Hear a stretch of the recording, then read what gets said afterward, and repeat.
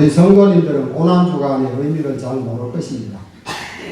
전번에도 우리 목사님께서 사순절의 의미라고 그렇게 이제 말씀을 드렸는데, 예수님께서 십자가상 받으시기 전 40일의 모든 과정, 그 행적을 말씀하고 있습니다. 특별히 일주일 전, 그러니까 월요일부터 토요일, 주일까지, 부활 주일 되기까지 이 한 주간을 고난주간이라 그렇게 부르고 있습니다.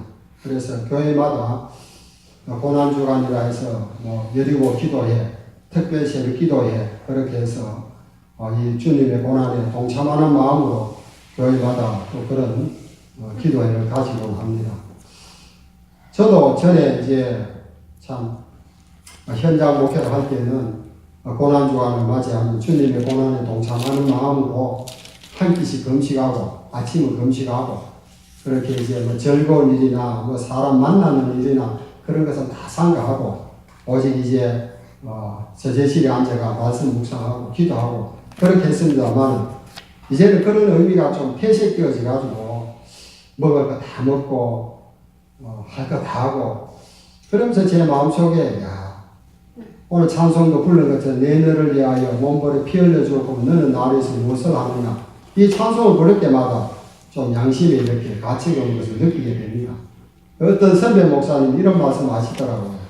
그래 고난주간이라고 막 금식하고 이렇게 하니까 예수님께서 우리가 받을 고난은 다 예수님께서 몸서주고 가셨기 때문에 이제 너희들은 잘 먹고 그렇게 열심히 주의 일을 하고 주의 복음을 전파하고 그것이 주님이 더 기뻐하시는 것이다. 또 그것도 틀린 말은 아니더라고요. 저희 가정의 일인다만 어제 저희 아버님께서 내가 사흘 동안 금식하겠다. 금식을 선포했어요. 그래가지고 저하고 저희 집 사람이 얼마나 걱정이 됐는지, 이 어른은 식사를 안 하시는데 우리가 밥을 먹을 수가 있습니까? 얼마나 걱정이 됐는지, 하루도 아니고 하루 있던 3일 동안 금식하겠다는 거예요.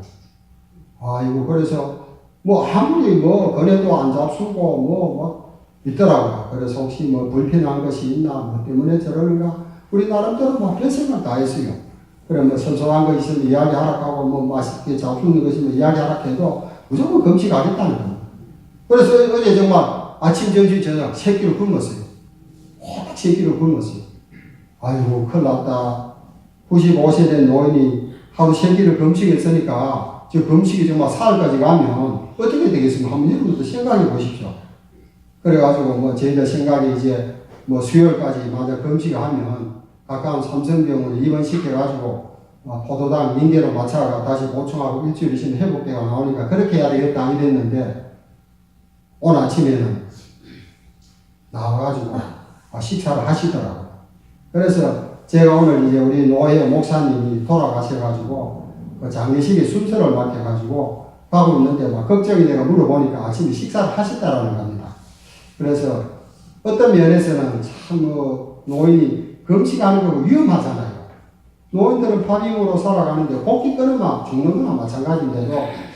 그런데 이제 아버지께서는 고난주간이니까 내가 그래도 최소한 한 사흘이라도 금식을 해야 되겠다. 아마 성경 보시면서 그런 마음에 감동이 되었는가. 그래서 다행히 오늘 아침부터 식사를 하시가 얼마나 감사하고 기쁜지 모르겠어요. 그래서 어른들 모시고 있는 사람들은 다 그런 것을 느끼겠지만은 내 밥 안 먹는다 하는 그게 굉장히 무서운 거예요. 그게 힘이에요. 그러면 어떻게 해서든 식사를 해가 기력을 회복해야 사시잖아요. 그래서 그런 의미가 아닌가 이제 우리 나름대로 그렇게 이제 생각을 해보게 됩니다.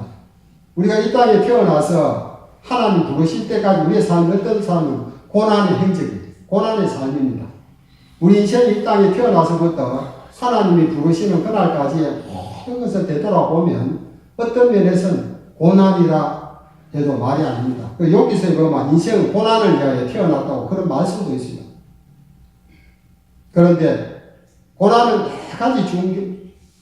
여러 가지 종류가 있겠죠.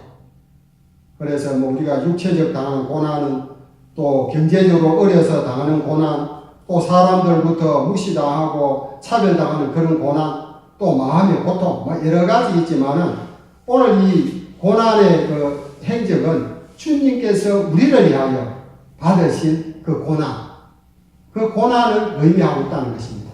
그러니까 우리가 세상으로부터 육신적으로, 환경적으로, 경제적으로 오는 그런 고난의 의미가 아니고 정말 내가 주님을 위하여 내가 받아야 할 고난이 무엇인가.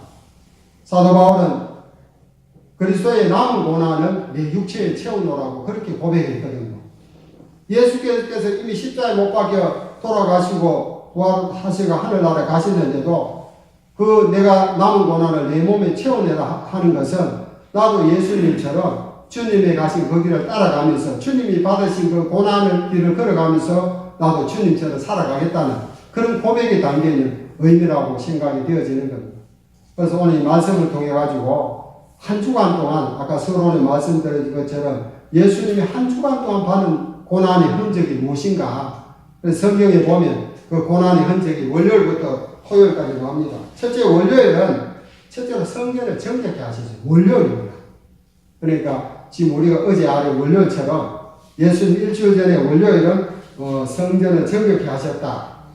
마태복음 21장 22절에 보면 예수님께서 성전에 들어가서 성전 안에서 매매하는 모든 사람을 내쫓으시며 돈 바꾸는 사람들의 상가, 비둘기 파는 사람들의 의자를 둘러 엎으시고 예수님께서 십자가에 못 박기 전 일주일 월요일에 행하신 행적이 성경의 월요일 날의 행적으로 나옵니다. 그 다음에 두 번째는 무화과 나무로 저주하셨어요. 마태복음 21장 19절에 보니까 길가에서 한 무화과 나무를 보시고 그리로 가서 잎사귀밖에 아무것도 찾지 못하시고 나무에게 이르시되 이제부터 영원토록 내가 열매를 맺지 못하리라 하시니 무화과 나무가 곧 마른지라.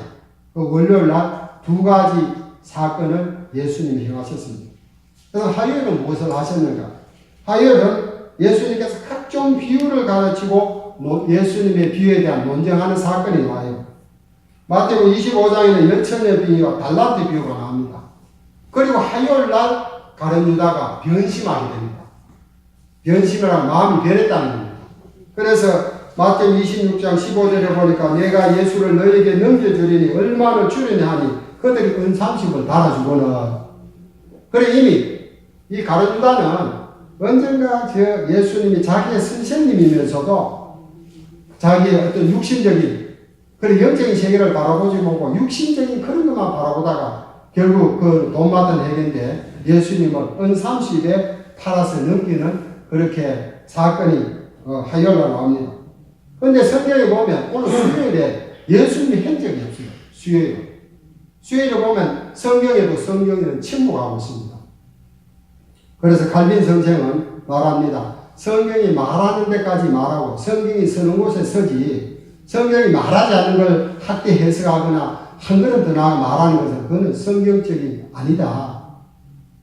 성경이 말하는 데까지 말하고 성경이 가는 데까지 가라. 수요일은 예수님께서 침묵하셨다. 수요일에는 아무 행적이 없습니다. 그 다음에 목요일 날의 행적이 바로 최후의 만찬입니다. 마태복음 26장 19절에 보니까 저물 때 예수님께서 열째 제자와 함께 앉으셨더니 제자들 예수님께서 시킨 대로 유월절 준비하셨더라. 유월절 만찬을 제정하시고 베푸신 사건이 바로 최후의 만찬. 그리고 예수님의 제자들과 마지막 저녁상이 되는 겁니다. 그래서 최후의 만찬이라고 그러죠.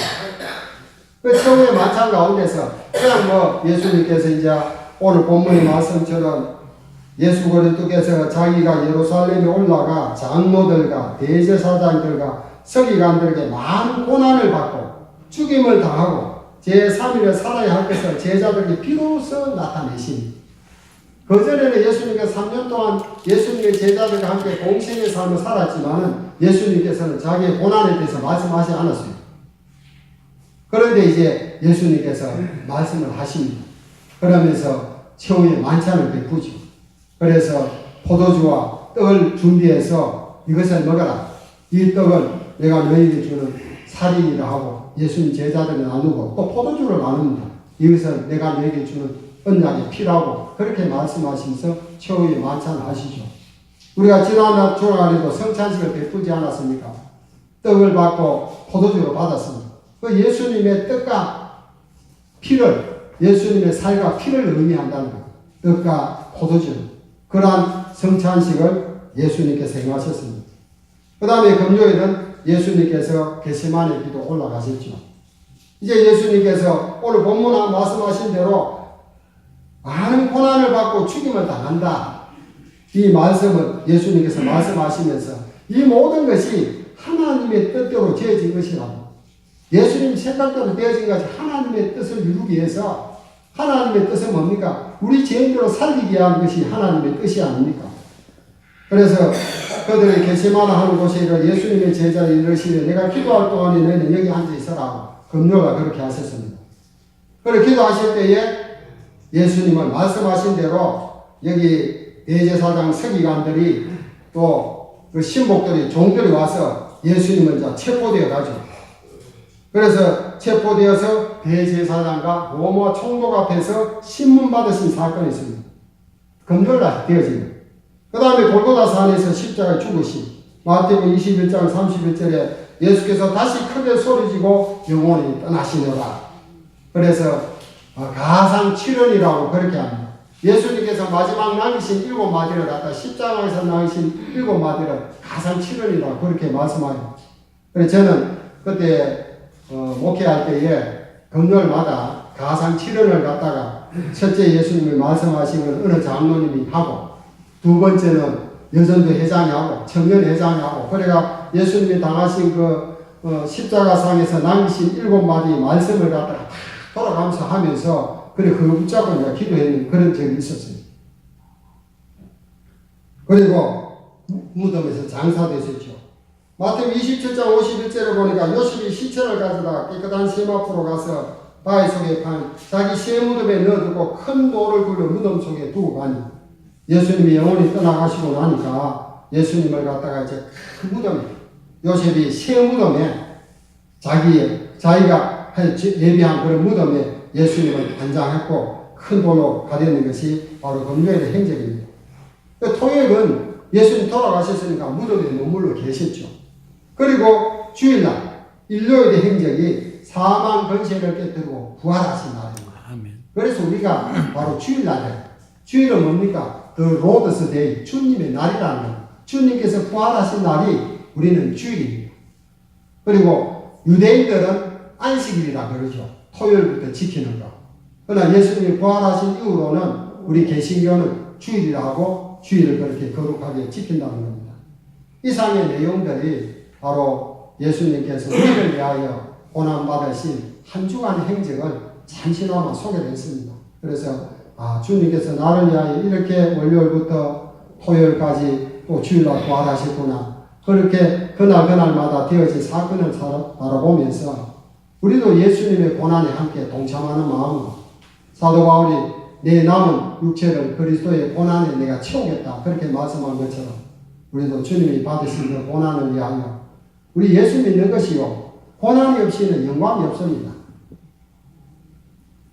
십자가 없이는 멸류관이 없습니다. 우리가 고난 예수님이 걸어오신 삶의 행적이 다 고난의 길이었습니다. 물론 예수님은 영광스러운 하늘 보좌에서 지금도 우리를 위하여 기도하고 계시고 세계 만물을 통치하시는 하나님이시지만은 그러나 예수님이 땅에 오신 그 길은 바로 고난의 길.